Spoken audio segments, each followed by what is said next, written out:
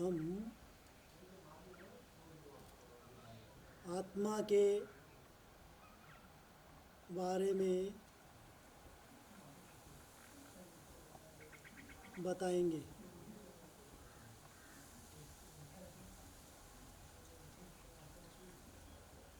आत्मा को हम 100% तक सिद्ध कैसे कर सकते हैं? आत्मा है क्या? आत्मा वस्तु है क्या? आत्मा चीज़ है क्या? क्या आत्मा इन आँखों से दिखाई देती है?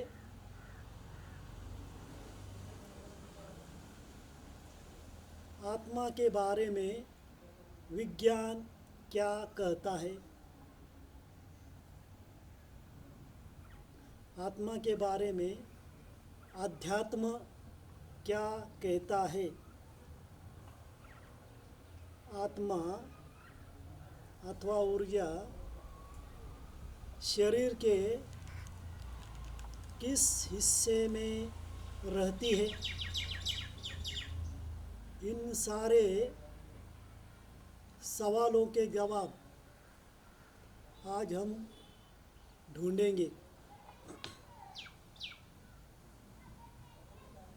और प्रयत्न करेंगे कि आत्मा को 100% लॉजिकली और साइंटिफिकली हम कैसे स्पष्ट कर सकते हैं। तो हम पहले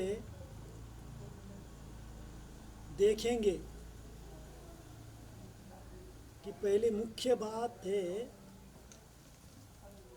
कि हमारी इस देह को चलाने वाली जो वस्तु है व जो बात है वो उस देह में कहाँ है, वह ये देह की शुरुआत कहाँ से है, अथवा इस देह को चैतन्य करने वाली शक्ति ऊर्जा कहाँ से शुरुआत होती है।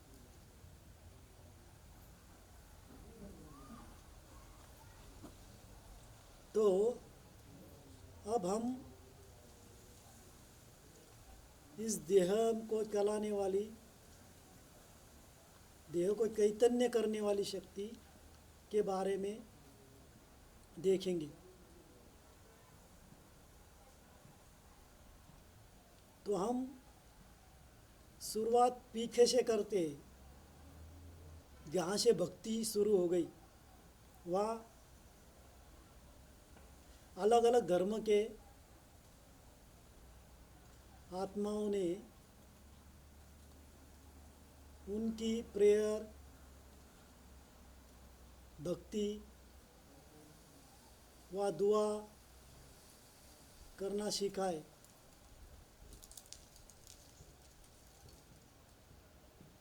हर एक धर्म वाले धर्म जानते हैं कि वह एक आत्मा है,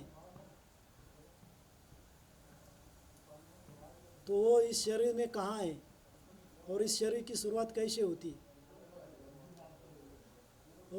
तो हम सब जानते हैं कि 2500 साल से भक्ति और धर्मों की शुरुआत हो गई है।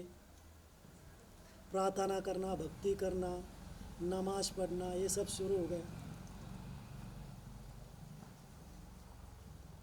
तो जब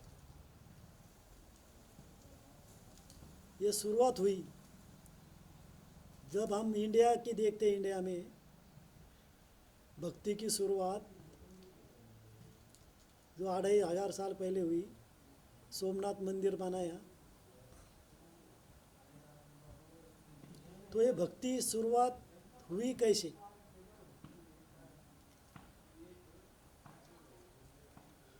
तो जब इंसान दुखी होते, अशांत हुए, उन्हें ये 5 विकारों ने त्रस्त किया, तब ये भक्ति शुरू हुई, शांति के लिए, आनंद के लिए, खुशी के लिए।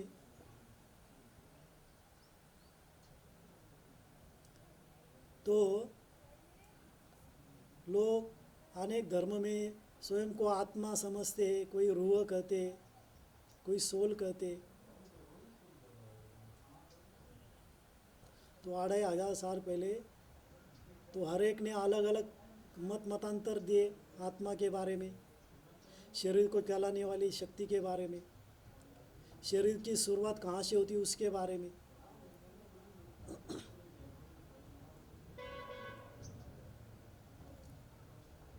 तो पहले 2500 साल से जब इंसान इन 5 विकारों में उनका मन गया, काम, क्रोध, लोभ, मोह, अहंकार मन में आने लगे, तब से बीमारियां शुरू हो गई।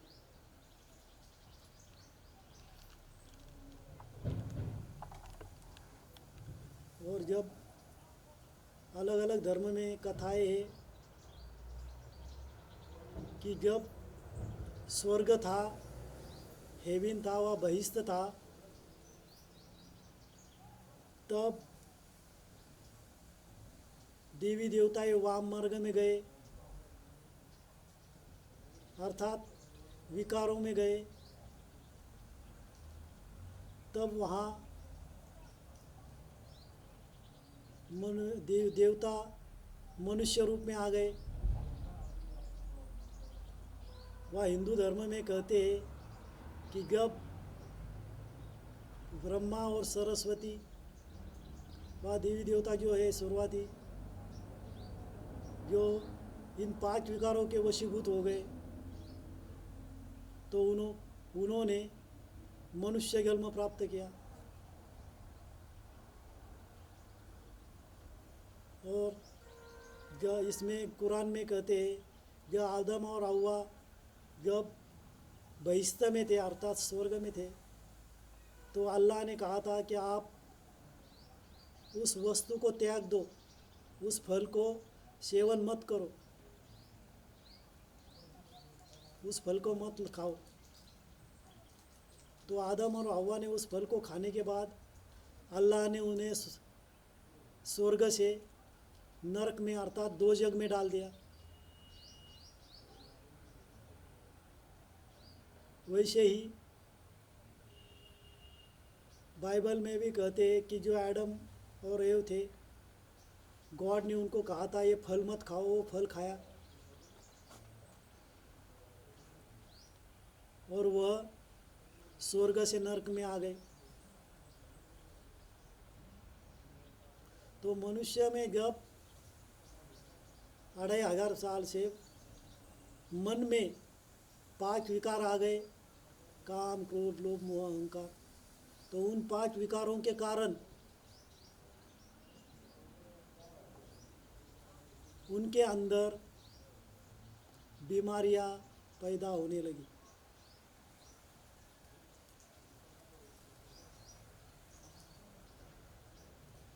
तो बीमारियां पहले कम थी, शुरुआत में लोग ज़्यादा से ज़्यादा सतो प्रधान थे। उस वक्त जब शुरुआत हो गई बीमारी आना, सर दुखना वगैरह जो भी, तो उस वक्त इंसान उसका तड़जोड़ ढूंढने लगे बीमारी पे। तो मनन चिंतन करते थे, ध्यान करते थे कि इन बीमारियों को उपाय क्या है। तो पहले पहले जो लोग बीमारियों पर उपाय किया जिन्होंने, तो वो थे, उनको वैद्य कहा जाता है अलग अलग भाषा में, जो नाड़ी परीक्षण करते थे।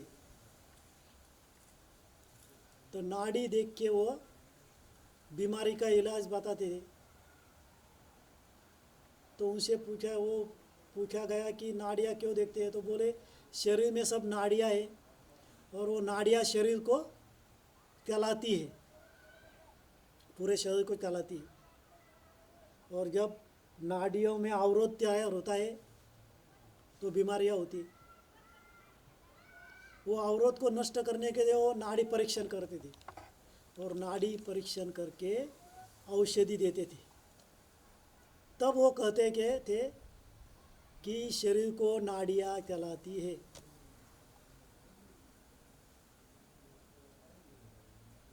उसके बाद ये 2500 साल पहले देख रहे हैं हम, वहाँ से हम 2500 साल से फिर आगे आगे निकल आते हैं। तो नाड़ी परीक्षण के बाद धीरे धीरे संशोधन होते होते फिर जब ये तार्किक लोग आते, नाड़ी परीक्षण उसके बाद और संशोधन होने लगते, फिर कहते कि नहीं नहीं, नाड़ियाँ शरीर को नहीं चलाती। जब उनको ध्यान में आता है कि हृदय निरंतर अनहद पंपिंग करता है, पंपिंग करके रक्त को, खून को रक्तवाहिनियों द्वारा पूरे शरीर को पहुंचाता है, तब पूरी बॉडी स्वस्थ रहती, निरोगी रहती। अगर हृदय बंद पड़ गया तो पूरी रक्तवाहिनियाँ बंद हो जाती है, खून शरीर के हर कोने में मिलना बंद होता है और शरीर की मृत्यु होती।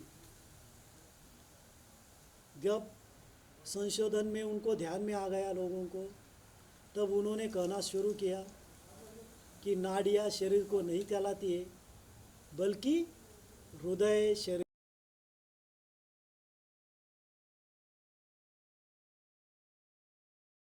को चलाता है।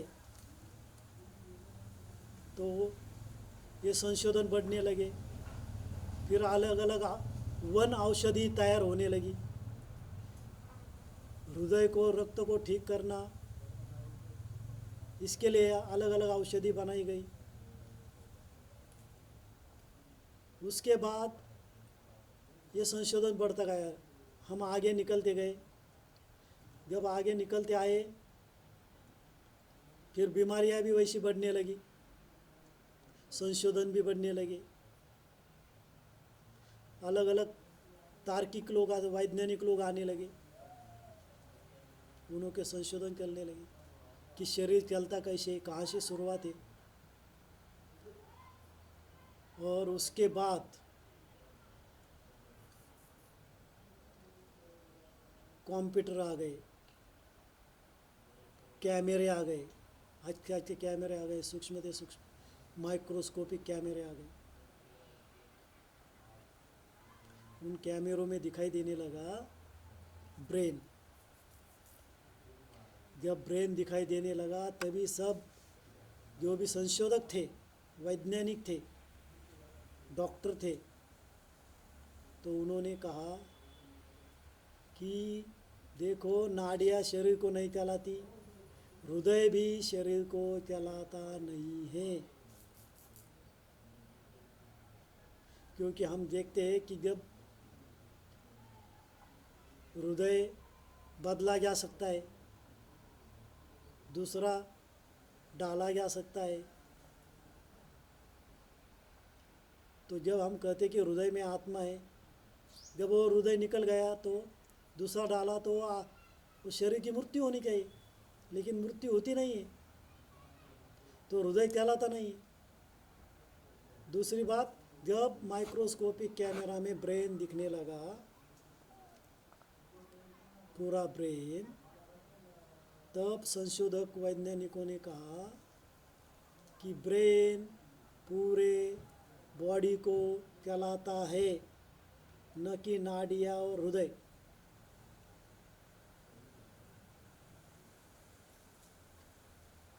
तो उन्होंने वो पूरा कैमरा में दिखा दिया कि ब्रेन शरीर को कैसे चलाता है।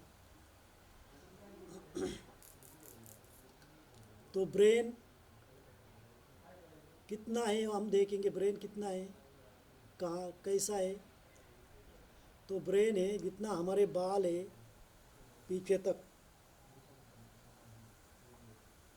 उतना ही ब्रेन हमारे इस टोकी के अंदर में है। जितने बाल है सिक्योरिटी के लिए बाहर टोकी, उतना ही ब्रेन है अंदर। ब्रेन के दो भाग किए, लेफ्ट और राइट ब्रेन कहते, वह छोटा वह बड़ा मेंदू कहते। तो ब्रेन को उन्होंने दिखाया, और ये इतना बड़ा ब्रेन जो है वह ब्रेन में क्या क्या है। तो वैज्ञानिकों ने बताया, मेडिकल साइंस ने, कि ब्रेन में पूरी न्यूरो है, अर्थात नलिकाएं है जुड़ी हुई। नलिकाएं कितने हैं एक के शरीर में? तो नलिकाएं है 10,000 बिलियन नलिकाएं। तो ये 10,000 बिलियन नलिकाएं, इतनी नलिकाएं, तो आपको वंडर लगेगा कि ये अपने शरीर में इतनी नलिकाएं होती है एक के शरीर में है, कि जो पृथ्वी इतनी बड़ी है उसको 2 राउंड लगाए, इतनी एक की बॉडी में नलिकाएं होती है। कितना वंडरफुल है, पृथ्वी को 2 राउंड लगाए, इतनी नलिकाएं एक के शरीर में तैयार होती है। तो वैज्ञानिकों ने बताया कि ये जो नलिकाएं है, न्यूरॉन है, उनका पहला सिरा, नलिकाओं के 2 मुख होते हैं ना, 2 सिरे होते हैं ना, तो ये सब नलिकाएं नाड़ियाँ है, उनका पहला सिरा ब्रेन में फिट है। अब दूसरा सिरा कहाँ है? न्यूरॉन का, नाड़ी का, अथवा नलिका का, अथवा नस का दूसरा सिरा कहाँ है? तो हम देखते हैं ना हमारे शरीर को, बॉडी को, ये सब शरीर में, हाथ में नाड़ियाँ दिखाई देती है, पैरों में नाड़ियाँ दिखाई देती है, सब नलिकाएं छोटी छोटी छोटी छोटी। तो हमारे शरीर में जितने भी ऑर्गन्स है, अवयव है, पैरों के नाखून से लेके सर के बालों तक जितने भी नलिकाएं हैं, जितने भी अवयव है, उन सब का केंद्र है हमारे ब्रेन के राइट हिस्से में। शरीर के पैर से, नाखून से लेके सर के बालों तक जितने भी अवयव है शरीर के, उन्हें ऑर्गन्स कहते हैं। उनका केंद्र बिंदु है ब्रेन के राइट हिस्से में।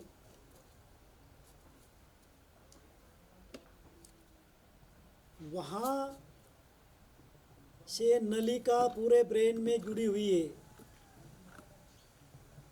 नलिका, नाड़ी का पहला हिस्सा ब्रेन में, राइट ब्रेन में केंद्र के जुड़ा हुआ है, और वो सब नलिकाएं जो है 10,000 बिलियन, वो सब नलिकाएं, पहला टोक सिरा यहाँ है ब्रेन में, और दूसरा बॉडी के हर एक ऑर्गन्स को है, हर एक शरीर के हिस्से को है।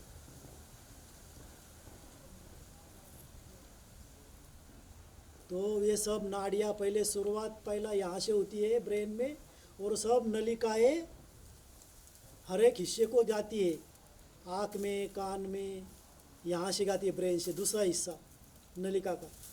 और बाकी के सब हिस्से नलिकाएं, ये जो हमारी रीढ़ की हड्डी है वो नली है। रीढ़ की हड्डी अर्थात पाठी का मन का वो नली है बड़ी, उसके अंदर ब्रेन से वो नलिकाएं रीढ़ की हड्डी में चली गई है। यहाँ सर के पीछे से ब्रेन से निकल रीढ़ की हड्डी की नली में चली गई है, और नली से फिर कमर तक पैरों तक गई है सब नाड़ियाँ। कोई यहाँ से गले में गई, फिर नाड़ियों से फिर हृदय, नीचे नीचे गई स्टमक बिमक यकृत किडनी बिडनी सबको नीचे पैरों तक रीढ़ की हड्डी से हर नली फैल गई है।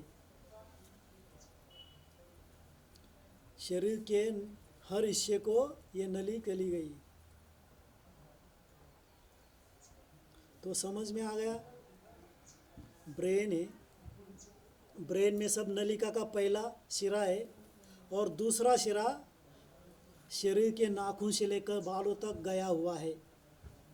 जो हमें शरीर में देखा बॉडी को तो दिखाई देता है, ये सब सरिया सिर है, नलिका है, नाखून से है, हर एक हड्डियों में चली गई, हर एक श्वास नलिका में, हर एक अवयव में चली गई।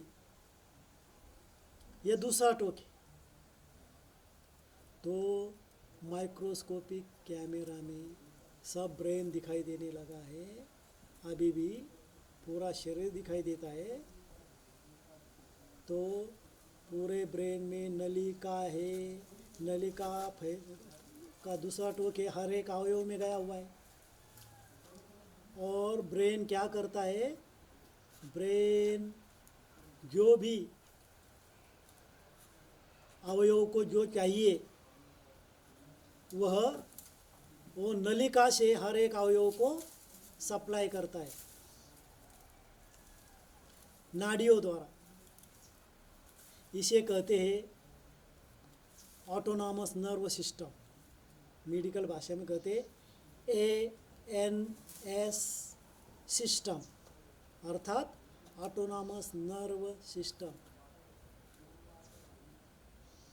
इस सिस्टम द्वारा ब्रेन पूरे शरीर को जिंदा रखता है। इसको हम हिंदी में कहेंगे हमारे बॉडी के हर अवयव को, ऑर्गन्स को निरंतर जिंदा रखने की प्रक्रिया, हर अवयव को निरंतर लायु करने की प्रक्रिया अर्थात प्रोसेसिंग, अर्थात ऑटोनॉमस नर्व सिस्टम। तो ब्रेन नाड़ियों द्वारा शरीर के हर एक अवयव को जिंदा रखता है, लायु रखता है, चैतन्य रखता है। ब्रेन से नाड़ियों द्वारा हर अवयव को वह खाद्य देता है जिंदा रखने के लिए। तो ये ब्रेन करता है, मेंदु करता है, मस्तिष्क करता है। वो सब दिखाई देने लगा माइक्रोस्कोपिक कैमरा में। तो उन्होंने कहा कि शरीर को जिंदा रखने वाली, शरीर को चलाने वाली नाड़ियाँ नहीं है, हृदय नहीं है, ब्रेन है। तो हमने देखा 2500 साल से संशोधन होता आया। अभी 100-150 साल में ये सब माइक्रोस्कोपिक कैमरा में दिखाई देने लगा, ब्रेन पूरा स्कैनिंग होने लगा। तो ब्रेन सारे शरीर को चलाता है, ये पूरा मेडिकल विज्ञान ने बताया, वैज्ञानिकों ने बताया। उसके बाद क्या होता है, आज से 70 या 90 साल पहले, 70-80 साल पहले रशिया में एक वैज्ञानिक आता है, उसका नाम है किरलियान, उसका नाम है किर्लियान। उसने एक संशोधन किया, उसने एक कैमरा निकाला, उस कैमरे का नाम भी उसने किर्लियान रखा। आज उस कैमरा में आप वो कैमरा जब ब्रेन पे लगाया तो उसमें दिखने लगा, ब्रेन पे लगाया तो उसमें दिखने लगा। वो दिखते ही सब मेडिकल साइंस की मतांतर बदल गई। उन्होंने कहा शरीर को चलाने वाली शक्ति ना नाड़ियाँ है, ना हृदय है, ना ब्रेन भी नहीं है। तो कैमरा में क्या दिखाई देने लगा? डायरेक्ट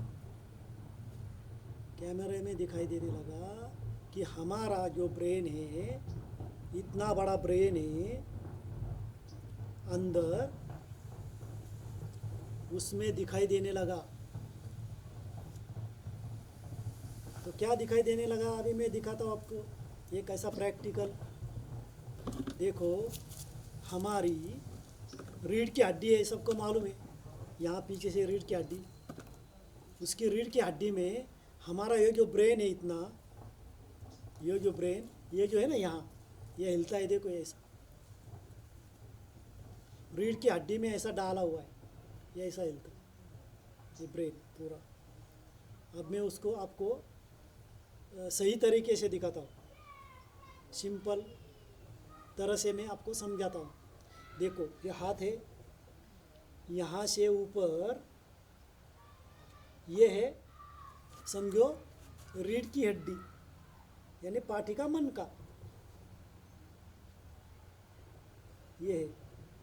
और ये जो ऊपर है, ये यहाँ पे पंजा है, ये जो है यहाँ, ये बाल है, समझो ये बाल है। और ये जो है बीच का भाग, ये है हमारी टौकी, ये बाल और ये टौकी, और पाठी का मन का ये।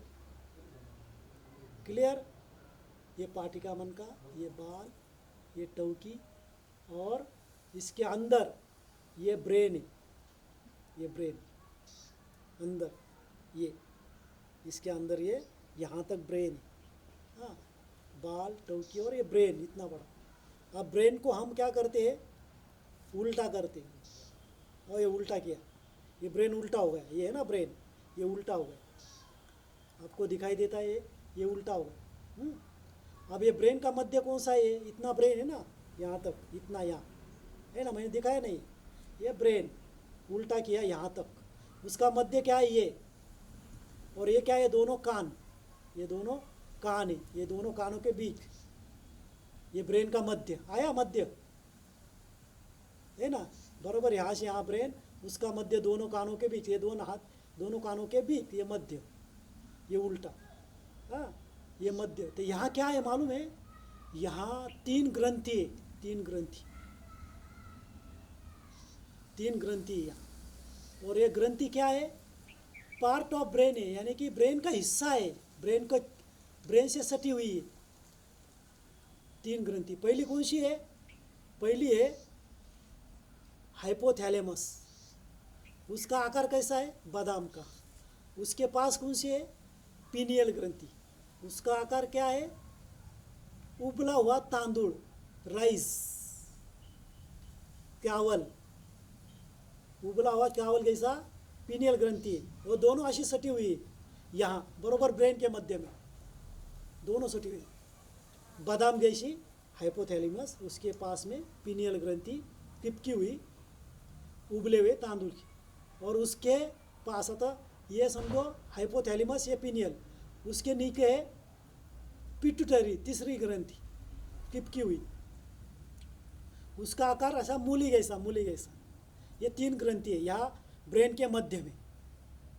मैंने उल्टा प्लेन किया, ये मध्य में, दोनों कानों के बीच, बरोबर मध्य केंद्र में 3 ग्रंथि। और वो कैमरा में वो दिखाई देने लगा, किर्लियान कैमरा है तो डायरेक्ट दिखाई देने लगा कि वो 3 ग्रंथियों में मध्य में विद्युत तरंगे, इलेक्ट्रिकल पल्स, साइंस कहता है इलेक्ट्रिकल पल्स, हिंदी में कहते हैं विद्युत तरंगे व इलेक्ट्रिकल फ्रीक्वेंसी, 3 ग्रंथि ब्रेन के मध्य में, दोनों कानों के बीच, मेंदु का मस्तिष्क का हिस्सा, तीनों ग्रंथि, उसके अंदर से 3 ग्रंथि के बीच में से विद्युत तरंगे, इलेक्ट्रिकल पल्स निरंतर निकलती रहती है, निरंतर।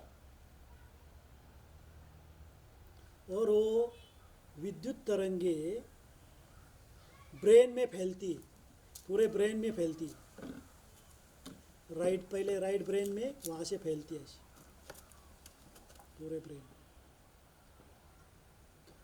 और वो विद्युत तरंगे वो कैमरा में दिखाई दे रही है, फोटो में, किरलियन कैमरा में। और वो तरंगे पूरे ब्रेन में फैल के ब्रेन क्या करता है, उसको पकड़ता है, और उसकी क्वालिटी जो है, वो विद्युत तरंगों की क्वालिटी जो है, उस क्वालिटी अनुसार राइट हिस्से में जो पूरे बॉडी के केंद्र है, उस अनुसार उस केंद्र में डालता है, उस नाड़ी में। और वो ब्रेन डालता है, और वो नाड़ी में जाके, नाड़ी से फिर वो पहले मनके में आती है, रीढ़ की हड्डी में पहले मनके में आती है नाड़ी से, और वो 33 मनके से पूरे नाड़ियों से पूरे शरीर में फैलती है। वो इलेक्ट्रिकल पल्स तीनों ग्रंथि में ब्रेन में आती है, ब्रेन उसको बॉडी के सभी केंद्र जो है राइट ब्रेन में, उसमें डालता है, और उससे ब्रेन से नाड़ियों में जाता है, नाड़ियों से 33 मनके में जाता है, 33 मनके से पैर को, नाखून से लेके बालों तक पूरा नाड़ियों से फैलता है वो प्रकाश, वो विद्युत तरंगे, वो किरलियन कैमरा में दिखाई देने लगा। तो उन्होंने बताया, संशोधकों ने, कि जन्म से लेके, जन्म हुआ उससे लेके उसी दिन से निरंतर विद्युत तरंगे आती है, पूरा शरीर में फैलती। विद्युत तरंगे तीनों ग्रंथियों में से आती है, राइट ब्रेन में आती है, फिर नाड़ियों में जाती है, फिर 33 मनके से नाखून से लेके बालों तक फैलती है, पूरा शरीर को कवर करती। ये निरंतर जन्म से शुरू है, निरंतर है, ये ठहरता नहीं है, ना सोते तब भी नहीं, जागते तब भी नहीं। जन्म से वो विद्युत तरंग निकलती है और फैलती, और उसका एक शरीर बनता है, विद्युत तरंगों का शरीर बनता है। और जन्म से लेके वह शरीर बनता है, उसका विनाश होता नहीं। वो इलेक्ट्रिकल पल्स कहते, इलेक्ट्रिकल फ्रीक्वेंसी कहते, उसका शरीर बनता है जन्म से लेके, वो विनाश होता नहीं। वो शरीर बनता है सूक्ष्म, वो इन आँखों से दिखाई देता नहीं, लेकिन कैमरा में दिखाई देता है। तो उन्होंने बताया वो शरीर बनता है पूरा अविनाशी, और वो शरीर इस शरीर को चलाता है, न कि ब्रेन चलाता है, न कि हृदय चलाता है, न कि नाड़ियाँ चलाता है। वो विद्युत तरंगे ब्रेन को चलाती है, ब्रेन नाड़ियों को चलाता है, और नाड़ियाँ फिर पूरे शरीर में फैलती। ये ऑटोनोमस नर्वस सिस्टम, शरीर को जिंदा रखा जाता है ऐसा विद्युत तरंगों से। फोटो में डायरेक्ट आ रहा है, और वो फोटो में दिखाई दे रहा है कैमरा में, हर एक का फोटो सूक्ष्म शरीर का। और उसमें क्या है, उसमें ब्लैक और वाइट दिखाई देता है कलर, वो विद्युत तरंग में। तो ऐसा शरीर बनता है निरंतर। तो उन्होंने बताया, अगर वो विद्युत तरंग बंद हो गए, तो उसी सेकंड उस इंसान का ये शरीर डेड हो गया था। इतनी वंडरफुल बात वो कैमरा में दिखाई देने लगी। तो ध्यान में आया आपके, हमें देखना है कि शरीर को कौन चला रहा है, हमें सिद्ध करना है 100%। ये वैज्ञानिकों का रिसर्च है अभी 70-80 साल पहले। अब इसमें और भी अपडेट आ गई है, अभी बहुत बहुत ट्रांसपेरेंसी आ गई। वो किरलेन कैमरा अपडेट हुआ है ज़बरदस्त। तो विद्युत तरंगे ब्रेन को चलाती, ब्रेन नाड़ियों को, फिर नाड़ियाँ ऑटोनॉमस नर्वस सिस्टम पूरा शरीर को चलाती। ये बात सिद्ध हो गई 100% वैज्ञानिकों ने।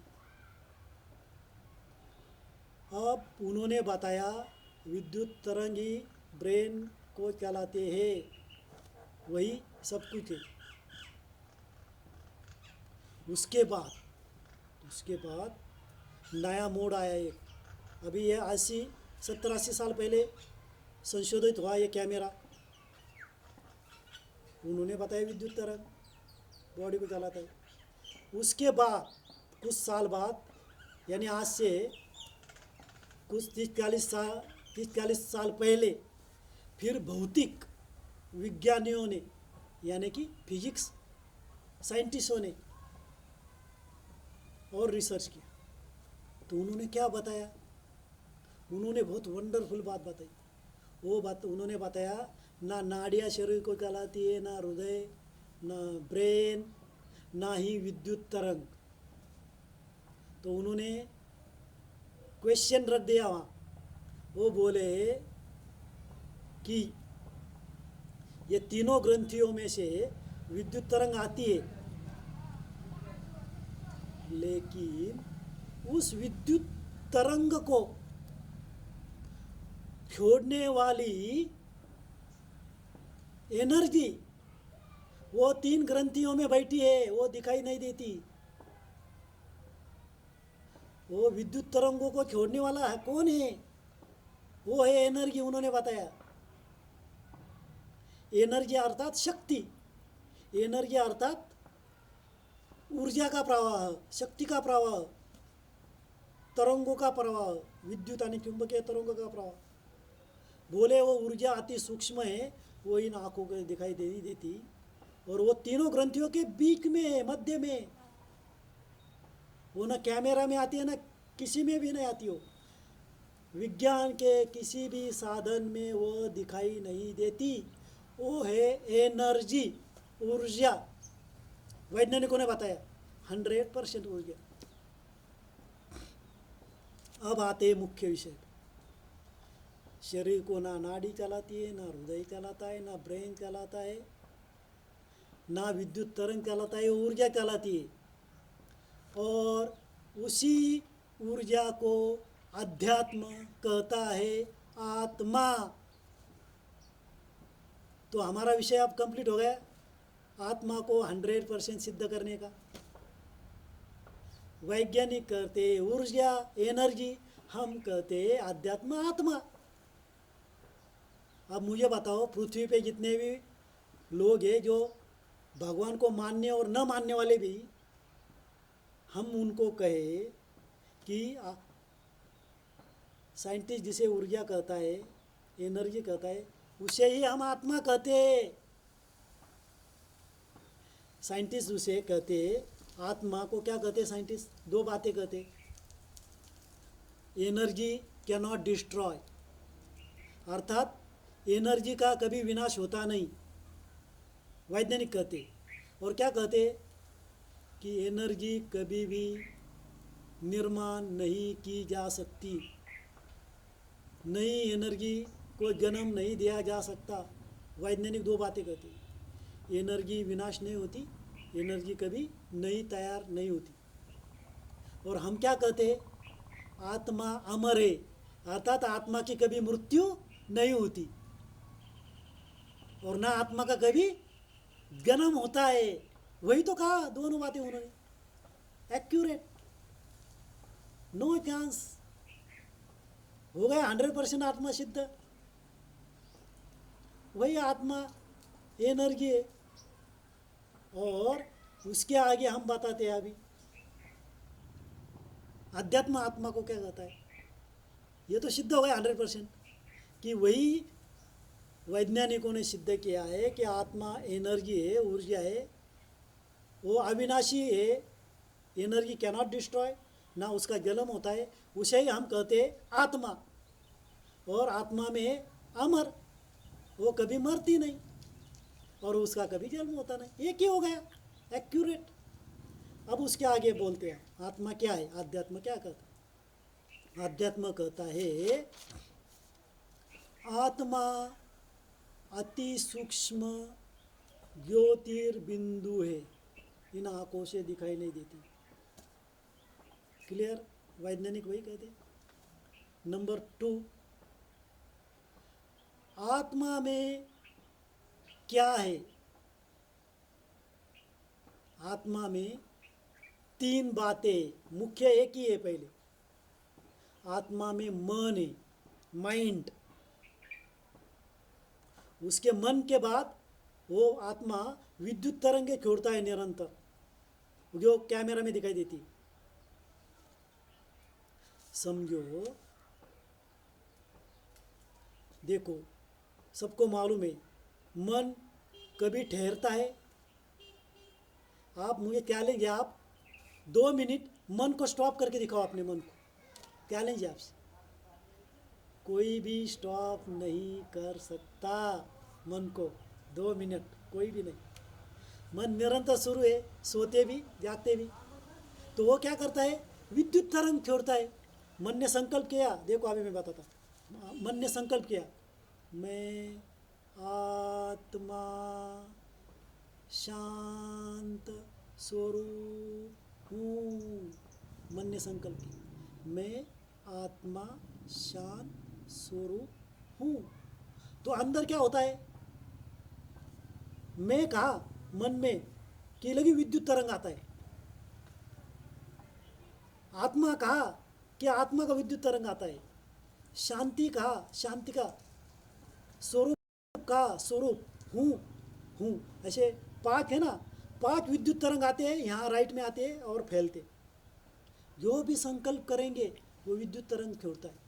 मन निरंतर बकबक करता है ना, वो हर बकबक वो छोड़ता है विद्युत तरंग के रूप में, और वो फोटो में आता है। तो पहले ब्रेन में आता है विद्युत, फिर नाड़ियों से 33 मनके में, फिर पूरे नाड़ियों से शरीर में फैलता है और शरीर बनता है। आया ध्यान में, जो भी संकल्प करेंगे वो विद्युत तरंग का रूप ही लेता है और वो किरलियन कैमरा में दिखाई देता है। उसमें स्पष्ट दिखाई देता है। क्या दिखाई देता है, किरलियन कैमरा दिखाई देता है कि तुम्हारा विद्युत शरीर है ना, मन का। मन ने संकल्प किया, शरीर बना, संकल्प किया, शरीर बना। आपने जन्म से जितने संकल्प किए उसका शरीर बनाए, वो शरीर विनाश नहीं होता। वो मन के संकल्प विनाश नहीं होते, उसका शरीर बनाए। वो कैमरा में दिखाई दे रहा है, उसमें स्पष्ट रूप से दिखाई दे रहा है। क्या क्या दिखाई दे रहा है, कलर रूप में। किरलियन कैमरा दिखाई देता है कि आपने जन्म से जितने संकल्प किए वो अंदर है, उसमें फ़ोटो निकालता है। और वो संकल्प का रूप क्या है, ब्लैक एंड वाइट दिखाई देता है। तो वो बता सकते हैं कि आपने जन्म से पॉजिटिव संकल्प कितने किए, नेगेटिव कितने किए, सकारात्मक कितने किए, नकारात्मक कितने किए, वो स्पष्ट दिखाई देता है। अगर आपने सकारात्मक संकल्प, पॉजिटिव संकल्प 30% किए जन्म से और 70% नकारात्मक निगेटिव संकल्प किए, तो वो शरीर बनता है। वो शरीर दिखाई देता 2 हिस्सों में, ब्लैक एंड वाइट। 70% ब्लैक आपने निगेटिव किया तो उसका रूप ब्लैक दिखाई देता है, और पॉजिटिव किया तो पॉजिटिव मन का शरीर वाइट दिखाई देता है, सफ़ेद। निगेटिव किया ब्लैक, पॉजिटिव किया सफ़ेद। और उन्होंने बताया, मेडिकल साइंस ने, कि रोग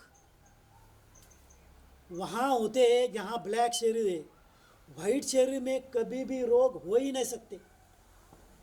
वाइट शरीर बनता है शुद्ध संकल्प से, वाइट शरीर में कभी रोग हो ही नहीं सकती, सूक्ष्म शरीर में।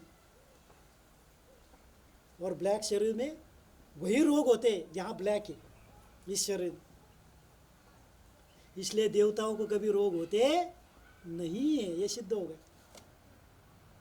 और जितना जो पॉजिटिव है उतना वो निरोगी रहता है, ये भी सिद्ध हो गया कि निगेटिव संकल्प से ब्लैक औरा तैयार होता है और उसका शरीर बनता है। तो शरीर कैसे बनता है? आत्मा के मन द्वारा, संकल्प के द्वारा। मन के संकल्प बचपन से जितने उतने शरीर बना, वो कैमरे में दिखाई देने लगे आपके सब संकल्प ब्लैक और वाइट रूप में। और वो शरीर में ये शरीर खड़ा है, वो शरीर अंदर बाहर है। मन का शरीर आपने जो संकल्प किए उसका अंदर बाहर है इस शरीर के, और ये शरीर उस पर खड़ा है। अब उस शरीर को क्या कहते? उस शरीर को जो मन से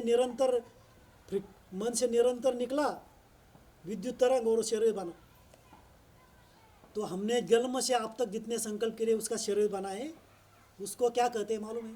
उसको कहते सूक्ष्म शरीर, उसको कहते आभामंडल, उसको कहते प्रभामंडल, उसको कहते मन शरीर, उसको कहते विद्युत शरीर। वैज्ञानिक उसको कहते इलेक्ट्रोमैग्नेटिक फील्ड और औरा। इलेक्ट्रोमैग्नेटिक फील्ड अर्थात औरा। इलेक्ट्रो अर्थात इलेक्ट्रिक पल्स, मैग्नेटिक अर्थात चुंबकीय। विद्युत और चुंबकीय मन के संकल्प से ये शरीर बना। आया ध्यान में? वो स्पष्ट दिखाई देता है, वो स्पष्ट दिखाई देने लगा है। आपके संकल्प भी समझ में लगे हैं, आपने निगेटिव कितना किया, पॉजिटिव, और रोग भी क्यों होते हैं वो भी समझने लगे। पूरा सिद्ध हो रहा है। अब आत्मा भी 100% सिद्ध हो रही है। तो ध्यान रखना कि आत्मा दिखाई नहीं देती है, उसे ऊर्जा कहते हैं वैज्ञानिक, हम कहते हैं आत्मा। वो ज्योतिर्बिंदु स्वरूप है, उसके अंदर में मन बुद्धि है, वो विद्युत तरंग छोड़ती है और उसका शरीर बनता है। और हर एक का शरीर वैसा ही है, और उस विद्युत तरंगों में तुम्हारा हिसाब किताब है, जितने ब्लैक संकल्प के, विकारी संकल्प के उसके अंदर, और वही हिसाब किताब। तो ऐसा है, ये आत्मा हो गई सिद्ध 100% तक। उसे ही ऊर्जा कहते, उसे शरीर बना है, वो शरीर पूरा दिखाई देने लगा है। जलम से कितने संकल्प किए वो विनाश होते नहीं हैं। वो योग अग्नि से सिर्फ उसमें ब्लैकपन जलाया जा सकता है, जो निगेटिव संकल्प जलाए जा सकते योग अग्नि से। तो ये है आत्मा। और इस आत्मा को अलग अलग धर्म में अलग अलग बातें कही। मुस्लिम धर्म में आत्मा को रूह कहा जाता है, रूह, भाषा बदली।